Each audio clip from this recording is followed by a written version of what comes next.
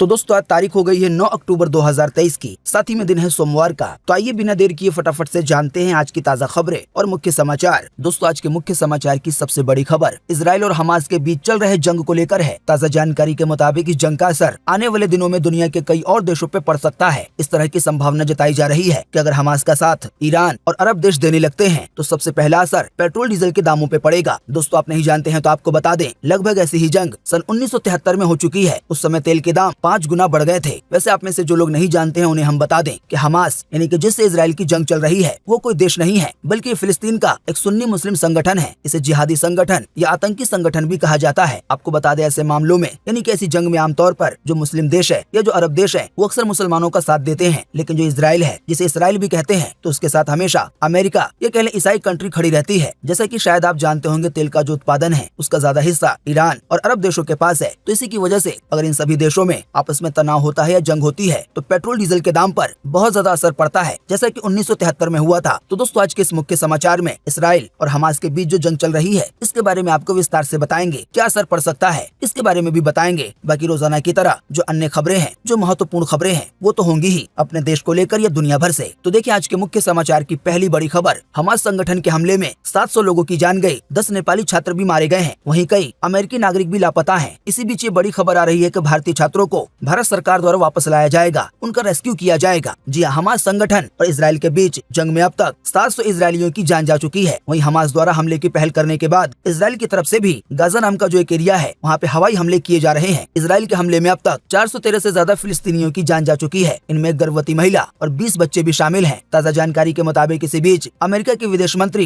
Antony Blinken ने कहा है कि हमारे कई नागरिक लापता हैं। कुछ रिपोर्ट्स के मुताबिक इजराइल में कई अमेरिकी भी मारे गए हैं। वहीं न्यूज एजेंसी एनआई के मुताबिक इजराइल में नेपाल के 10 छात्रों की जान चली गई है। नेपाल के विदेश मंत्री के मुताबिक उनके 17 छात्र किब्बुत्ज इलाके में थे जहां हमास ने फायरिंग की और हमला किया। दोस्तों अभी आप अपनी स्क्रीन पर जो तस्वीर देख रहे हैं उसमें देखने को मिल रहा है कि हमास संगठन ने थाईलैंड के भी 11 नागरिकों को बंधक बनाया है, उन्हें किडनैप करके रखा हुआ है। इसी बीच अपने भारत को लेकर भी खबर आई कि भारत की विदेश राज्य मंत्री मीनाक्षी लेखी ने कहा है कि भारत सरकार इजराइल में फंसे भारतीय छात्रों को वापस लाने की पूरी कोशिश कर रही है। साथ ही में ये भी खबर आई है कि अभी तक किसी भी भारतीय नागरिक के जान जाने या किडनैप की जानकारी नहीं है। बात यह है कि हमास संगठन ने इजराइल में मौजूद यानी कि जहां तक वो पहुंचने में कामयाब हो गया है तो वहां पे मौजूद दूसरे देशों के नागरिकों को भी कब्जे में लेना शुरू कर दिया है। थाईलैंड के प्रधानमंत्री ने ये बात खुद बताई है कि उनके 11 नागरिक हमास के कब्जे में हैं, जिनकी तस्वीर अभी आपने देखी। एक और तस्वीर देख पा रहे हैं। इस तस्वीर के बारे में बताया गया है कि तस्वीर किब्बुत्ज इलाके की है। जानकारी के मुताबिक किब्बुत्ज में हमास संगठन के हमले से बचकर इस तस्वीर में लोग भागते हुए दिखाई दे रहे हैं, आप खुद भी देख सकते हैं। वहीं एक और जानकारी के मुताबिक इजरायली डिफेंस फोर्स ने बताया है कि हमास ने महिलाओं और बच्चों समेत करीब 100 इजरायली लोगों को बंधक बना लिया है। हालांकि इससे पहले ये संख्या 200 बताई जा रही थी, लेकिन बाद में कंफर्म करके इसको 100 कहा गया है। जानकारी के मुताबिक इन सभी बंधक बनाए लोगों को गाजा की तरफ ले जाया जा रहा है। वहीं टाइम्स ऑफ इजराइल की रिपोर्ट में बताया गया है कि हमास संगठन ने इजराइल के बॉर्डर वाले इलाके में जिसका नाम किब्बुत्ज है वहाँ फ्राइडे रेव पार्टी कर रहे हजारों लोगों पर अचानक ही हमला कर दिया था। इसके बाद वहाँ से दर्जनों लोगों को बंधक भी बना लिया गया जो अभी भी उनकी कैद में है। दरअसल बात यह है कि सोशल मीडिया पर कई वीडियो वायरल हो रहे हैं जिनमें हमास के लड़ाके,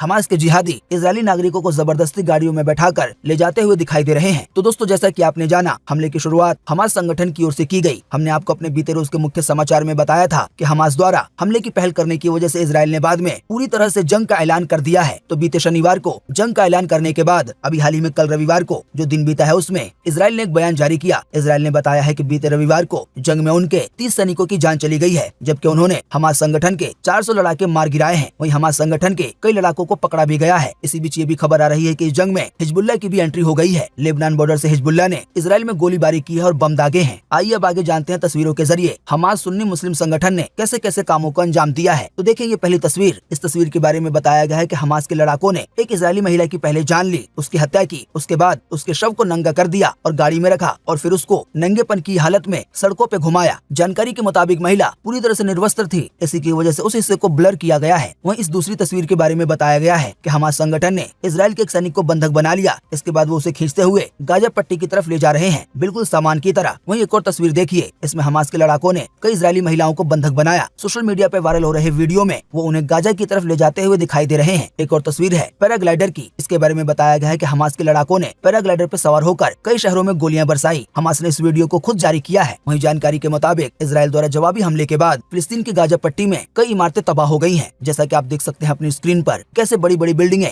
मलबे में मिल रही हैं। जाहिर बात है बिल्डिंगों के गिरने से बहुत सारे लोग बिल्डिंगों के मलबे में दब गए हैं। इस तस्वीर में आप देख सकते हैं कि लोगों को निकालने की कोशिश की जा रही है। आसान शब्दों में कहें तो हमला एक संगठन ने किया, लेकिन इसका खामियाजा दोनों ही देशों में सबसे ज्यादा आम जनता को भुगतना पड़ रहा है। वहीं ताजा जानकारी के मुताबिक जंग के बीच इजराइल के पीएम यानी कि प्रधानमंत्री बेंजामिन नेतन्याहू ने जनता को संबोधित किया, नया भाषण दिया। अपने भाषण में उन्होंने कहा कि ये जंग लंबी चल सकती है, हम अपनी डिफेंस फोर्स की पूरी ताकत का इस्तेमाल करके हमास को तबाह कर देंगे। इसी की वजह से गाजा में रह रहे लोगों को बाहर निकल जाना चाहिए, क्योंकि अब हम ये जो हमास संगठन है इसको पूरी तरह से तबाह कर देंगे। साथ ही में इजराइल के प्रधानमंत्री बेंजामिन ने यह भी कहा कि बीते शनिवार को जो हुआ वो इजराइल ने आज तक कभी नहीं देखा था, हम दोबारा ऐसा कभी नहीं होने देंगे। हमास संगठन हम सबकी हत्या करना चाहता है, वो माओ और बच्चों को उनके घरों में मार रहा है। वो एक ऐसा दुश्मन है जो बुजुर्गों, बच्चों और लड़कियों को निशाना बनाता है। दोस्तों इसी कड़ी में देखेंगे एक और बड़ी खबर। हमास ने जहां 5000 मिसाइलें दागी, वहां सबसे ज्यादा भारतीय रहते हैं। अब वहां के लोगों ने बताया है कि रोड पर आतंकी घूम रहे हैं, यानी कि हमास के लड़ाके सायरन बजते ही बंकर में घुसना पड़ता है। जी हाँ, 50 साल में पहली बार ऐसे हालात देखे हैं। रॉकेट के हमले तो होते रहे हैं, पर अब हमारे घरों के आसपास सड़कों पर आतंकी गन लेकर घूम रहे हैं। लोगों को गाड़ियों में भरकर गाजा की तरफ ले जाया जा रहा है। इजराइल के साउथ एरिया में सबसे ज्यादा भारतीय रहते हैं, उसी इलाके में ज्यादा रॉकेट अटैक हुए हैं। इजराइल के तेल अवीव में रेस्टोरेंट ऑनर रीना ने ये बातें खुद बताई हैं कि जहां पर हमास संगठन ने हमला किया है तो वहां के क्या हालात हैं। जानकारी के मुताबिक जहां पर हमास संगठन ने हमला किया है तो वहां पे दूसरे देशों के मुकाबले ज्यादातर भारतीय नागरिक हैं। वहीं रीना ने ये भी बताया है कि हिंदुस्तानी एम्बेसी ने अब तक किसी से भी संपर्क नहीं किया है। हमने कॉल किया था तो वो खामोश है। फिलहाल अभी तक कोई भी हेल्प नहीं मिल पाई है। लेकिन दोस्तों, जैसा कि अभी हमने आपको बताया, भारत सरकार की ओर से यह ऐलान कर दिया गया है कि इजराइल में जो भी भारतीय फंसे हैं तो उनको बाहर निकाला जाएगा, उनका रेस्क्यू किया जाएगा, जैसे कि यूक्रेन से निकाला गया था। शायद आपको पता होगा कि 7 अक्टूबर को सुबह सुबह केवल 20 मिनट में 5000 से ज्यादा मिसाइलें दागी गई। इसमें कई सारे इजरायली लोगों की जान चली गई। वहीं 1800 से ज्यादा लोग घायल हुए। वहीं इसी बीच ये भी खबर आ रही है कि हमास संगठन और इजराइल के बीच जो जंग शुरू हुई तो इसमें भारत की एक्ट्रेस नुसरत भरूचा फंस गई थी। हालांकि बाद में इंडियन एम्बेसी की मदद से बीते रविवार को वो सुरक्षित भारत आ गई। तो इसी जंग को लेकर देखिए ये एक और बड़ी खबर कि हमास ने 9/11 जैसा हमला किया है, खास करके बच्चों और बुजुर्गों को निशाना बनाया है। IDF ने दिया है ये बड़ा बयान। जी हाँ, जैसा कि अभी हमने आपको बताया, हमास के हमले में अभी तक 700 से ज्यादा इसराइलियों की जान चली गई है। इसी बीच इजराइल ने यह भी दावा किया है कि हमास संगठन ने सेना को निशाना नहीं बनाया बल्कि आम नागरिकों को निशाना बनाया है। इजराइल हमास युद्ध के दूसरे दिन IDF ने बताया कि हमारे लिए पिछले 24 घंटे काफी कठिन थे। हमास के हमलों के बाद इजराइल ने भी जवाबी कार्रवाई की है और पूरी तरह से युद्ध की घोषणा कर दी है। जैसा कि अभी हमने आपको बताया, इजरायली सुरक्षा बलों के प्रवक्ता रिचर्ड हैचेट ने बताया है कि यह हमला एक तरह से 9/11 जैसा है या उससे भी ज्यादा भयानक है। इस हमले का उद्देश्य सिर्फ और सिर्फ इमारत से टकराना नहीं था, बल्कि आम नागरिकों को निशाना बनाना, बुजुर्गों का अपहरण करना था। उन्होंने बताया कि हम हमास के हमलों का करारा जवाब दे रहे हैं। बच्चों, बुजुर्गों और महिलाओं को निशाना बनाना अंतर्राष्ट्रीय कानून के खिलाफ है। इसी बीच उन्होंने ये भी कहा कि हमारा मानना है कि इस युद्ध में ईरान और हिजबुल्लाह शामिल होने की गलती ना करें। जाहिर बात, इस वाले जंग में अगर दूसरे देश भी एंट्री लेते हैं तो ये जंग काफी बड़ी हो सकती है और इसका असर दुनिया के कई देशों पर या कह लें सभी देशों पर पड़ सकता है किसी न किसी तरह से, क्योंकि तकनीक भरी इस दुनिया में किसी न किसी सामान को लेकर, किसी न किसी आवश्यकता को लेकर हर देश किसी न किसी देश पर निर्भर है। आसान शब्दों में कहें तो इस खबर में हमास के हमले को 9/11 जैसा हमला बताया गया है या उससे भी भयानक बताया गया है। इसी बीच देखें ये एक और बड़ी खबर, इजराइल और हमास के जंग में और हमला करने की वजह से जगह जगह पर सड़कों पर लाशें बिछी हुई हैं। इससे जुड़ी कई तस्वीरें और कई वीडियो जारी हुए हैं। इन तस्वीरों को और वीडियो को या वीडियो की छोटी सी झलक को आप भी देख सकते हैं अपनी स्क्रीन पर। जहाँ जहाँ पे ब्लर किया गया है वहाँ पे या तो बहुत ज्यादा खून है या लाशें हैं। अब देखिए वो बड़ी खबर जिसको लेकर हमने आपको बताया था कि सन 1973 में ऐसा ही हुआ था, जिस समय जंग की वजह से तेल के दाम 5 गुना हो गए थे। तो देखिए ये बड़ी खबर अपनी स्क्रीन पर, क्या इजराइल हमास जंग से फिर से 5 गुना होंगे तेल के दाम। 1973 में सऊदी अरब ने तेल का उत्पादन कम करके कई देशों को सबक सिखाया था। जी हाँ, 6 अक्टूबर 1973 के दिन अरब देशों ने मिलकर यानी कि कई देशों ने मिलकर इजराइल पे हमला कर दिया था। इजराइल के बचाव में अमेरिकी राष्ट्रपति यानी कि जो उस समय के राष्ट्रपति थे रिचर्ड निक्सन, वो सामने आए। उन्होंने इजराइल को 18,000 करोड़ रुपए दिए मदद के तौर पर, ताकि इजराइल अरब देशों का सामना कर सके। आसान शब्दों में कहें तो अमेरिका ने केवल पैसे से मदद की थी। इजराइल कई अरब देशों से अकेले ही लड़ रहा था। तो जब 1973 में अरब देशों ने देखा, ओपेक देशों ने देखा कि अमेरिका इजराइल की मदद कर रहा है, तो अमेरिका के इस फैसले से नाराज होकर ओपेक देशों ने तेल के उत्पादनों में भारी कटौती कर दी। ऑयल प्रोडक्शन को कम कर अमेरिका को सबक सिखाने की पूरी प्लानिंग। तो उस समय उत्पादन कम करने का नतीजा ये निकला कि 1974 आते आते दुनिया में तेल की किल्लत हो गई, यानी कि दुनिया भर में जो एक बैरल तेल $5 में मिल रहा था उसके दाम $25 हो गए। दोस्तों, आप नहीं जानते हैं तो आपको बता दें, इंडिया में एक बैरल में 159 लीटर तेल आता है। तो ये सब कुछ 1973 से 1974 के बीच हुआ, जिस समय तेल की कीमत सीधे 5 गुना हो गई थी। इसका असर दुनिया के कई देशों पे पड़ा। अब ठीक 50 साल बाद एक बार फिर अक्टूबर के महीने में इजराइल पे हमला हुआ है। तो इसी की वजह से ऐसी संभावना जताई जा रही है कि आने वाले दिनों में एक बार फिर से पेट्रोल डीजल के दाम बढ़ सकते हैं। हालांकि साथ ही में ये भी कहा जा रहा है कि बीते 50 साल में हालात काफी चेंज हो गए हैं। देशों को चलाने वाली जो हुकूमतें हैं वो भी चेंज हो गई हैं। इसी कड़ी में ब्लूमबर्ग के मुताबिक मुताबिक इजराइल और हमास के बीच जंग अभी शुरू हुई है। ऐसे में सटीक बता पाना मुश्किल है कि इसका असर तेल बाजार पर कितना होगा। वहीं बताया गया है इजराइल और खास करके ईरान के एक्शन पर काफी सारी चीजें निर्भर करेंगी। इसके बावजूद तेल के बाजार पर जंग का क्या असर पड़ेगा ये पूरी तरह से आने वाले दिनों में पता चल सकता है। कुल मिलाकर आसान शब्दों में कहें तो ये बताया गया है कि अगर इस जंग में ईरान शामिल हो जाता है तो फिर तेल के दामों पर असर पड़ सकता है। ईरान के अलावा 1973 की तरह अगर अरब देश भी साथ देने लगेंगे हमास संगठन का तो फिर तेल के दामों पर काफी ज्यादा असर पड़ सकता है। लेकिन फिलहाल अभी तक ईरान या कोई अरब देश इस जंग में शामिल नहीं हुआ है। लेकिन ईरान ने हमास के एक्शन को, हमास के हमले को सही बताया है। बात यह है कि अभी हाल ही में जब हमास ने हमला किया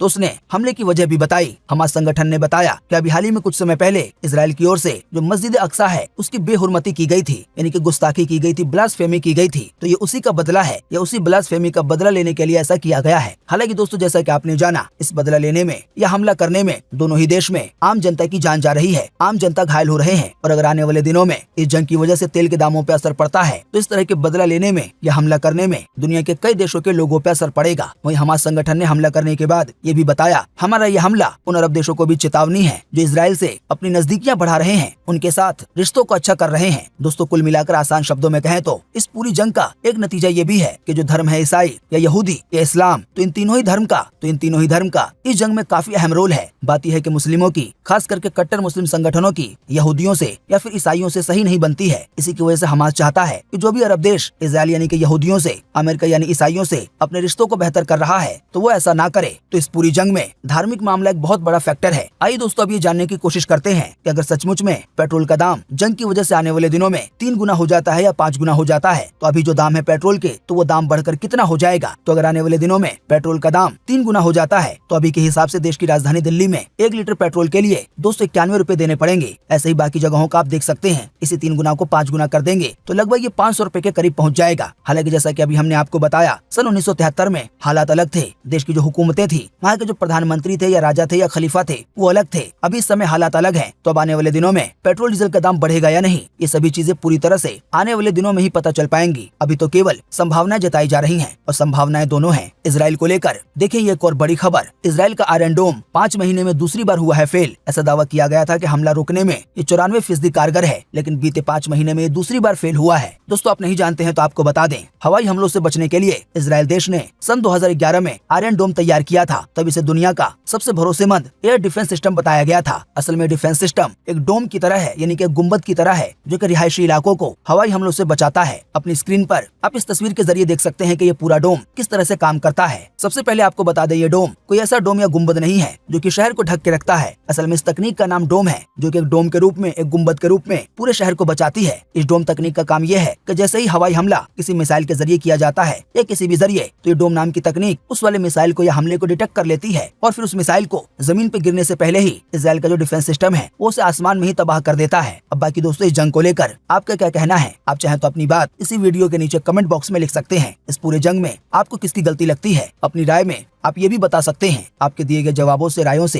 काफी कुछ पता चलेगा। आइए अब आगे फटाफट से जानते हैं देश दुनिया की कुछ बड़ी खबरें। तो ये रही पहली बड़ी खबर, सिर्फ 2 लाख परिवारों के पास है देश की 80% दौलत। भारत में अमीरों का पैसा 20 साल में 16 गुना बढ़ा है, हालांकि गरीबों का केवल 1.4% बढ़ा है। जी हमारे लिए यानी कि भारत देश के नागरिकों के लिए ये गर्व की बात है कि देश की GDP जो सन 2003 में यानी कि 20 साल पहले करीब 51 लाख करोड़ थी, लेकिन अब ये 20 साल बाद 2023 में 312 लाख करोड़ रुपए पहुँच गई है। लेकिन चिंता की बात यह है कि इन 20 सालों में अमीरों की दौलत 16 गुना बढ़ी है, लेकिन गरीबों के पैसे महज 1.4% के हिसाब से बढ़े हैं। यानी तरक्की के मामले में गरीब वही के वही हैं 20 साल पहले। जैसे कि शायद आप जानते होंगे, अभी अपने देश की आबादी 130 करोड़ या इससे भी ज्यादा है, लेकिन देश की 80% दौलत केवल 2 लाख परिवारों के पास है। ये बातें अमेरिकी marketing analysis firm Marcellus investment managers की ताजा रिपोर्ट में सामने आई है। वहीं एक अन्य report winner take all India's new economy के अनुसार आर्थिक विकास से आया 80% धन सिर्फ 20 कंपनियों के खाते में जा रहा है। कुल मिलाकर कहें तो एक रिपोर्ट के अनुसार ये बताया गया है कि अभी हाल ही में कुछ समय के दौरान जो देश की तरक्की हुई है, तो इस तरक्की से जो फायदा आ रहा है, जो पैसा आ रहा है, तो उसमें से 80% यानी कि हर 100 रुपए में से 80 रुपए केवल 20 कंपनियों में जा रहा है। देखिए अगली खबर, अमेरिका में सबसे बड़े अक्षरधाम मंदिर का हुआ उद्घाटन। ये 125 एकड़ में बना है, 12 साल में हुआ है तैयार। 12,500 लोगों ने किया है यहाँ पे श्रमदान, यानी कि मेहनत की है मंदिर को बनवाने में। देखिए अगली खबर, अफगानिस्तान में भूकंप से गई 2000 लोगों की जान। हेरात के 6 गाँव पूरी तरह से हो गए हैं तबाह। 3 घंटे में 6 आफ्टर शॉक आए। जी अफगानिस्तान में बीते शनिवार दोपहर को आए 6.3 तीव्रता के भूकंप में मरने वालों का आंकड़ा 2053 को पार हो गया है। वहीं घायलों की संख्या 9000 के पार चली गई है। देखिए अगली खबर। वर्ल्ड कप में भारत ने किया जीत से आगाज, ऑस्ट्रेलिया को 6 विकेट से हराया। राहुल ने छक्का लगाकर दिलाई जीत। वहीं कोहली ने भी शानदार प्रदर्शन करते हुए 85 रन बनाए। देखिए अगली खबर। दिल्ली नोएडा में फिर आने वाली है बारिश, फिर से बढ़ेगी गुलाबी ठंड। जी हाँ, देश की राजधानी दिल्ली और एनसीआर को लेकर ये खबर आ रही है कि जल्दी ठंडक का एहसास बढ़ने वाला है, क्योंकि जल्दी दिल्ली एनसीआर में और इसके आसपास के इलाकों में बारिश होगी। अब दोस्तों बारिश की बात चली है तो आइए आपको अगली खबर में लगे हाथों बताते हैं कि आज 9 अक्टूबर 2023 को देश भर में कैसा रहेगा मौसम का हाल, खास करके बारिश को लेकर। तो स्काईमेट वेदर के अनुसार अगले 24 घंटे के दौरान अंडमान और निकोबार द्वीप समूह में, अरुणाचल प्रदेश में, असम में, मेघालय में हल्की से मध्यम बारिश की संभावना है। इसके अलावा उप हिमालय पश्चिम बंगाल में और सिक्किम में भी आज बारिश देखने को मिलेगी। इसके अलावा भी उत्तर भारत के पहाड़ों पर हल्की बारिश देखने को मिल सकती है। इसके अलावा भी तमिलनाडु, केरल समेत देश के दक्षिणी भागों में और दक्षिणी आंतरिक कर्नाटक के कुछ हिस्सों में कुछ जगहों पे बारिश हो सकती है। तो अभी हमने आपको देश के जिन भी हिस्सों के बारे में बताया है, जिन भी राज्यों या शहरों के बारे में बताया है, तो उनको छोड़कर पूरे देश में आज मौसम सूखा बने रहने की संभावना। तो दोस्तों उम्मीद करते हैं कि आज की इस वीडियो से आपको काफी कुछ जानकारी मिली होगी। हम बस इसके बदले में आपसे इतना ही चाहते हैं कि आप इस वीडियो को लाइक कर दें और शेयर कर दें, क्योंकि आपका लाइक और शेयर करना ही होता है हमारी मेहनत का फल। वीडियो देखने के लिए आपका बहुत बहुत धन्यवाद। Thanks for watching.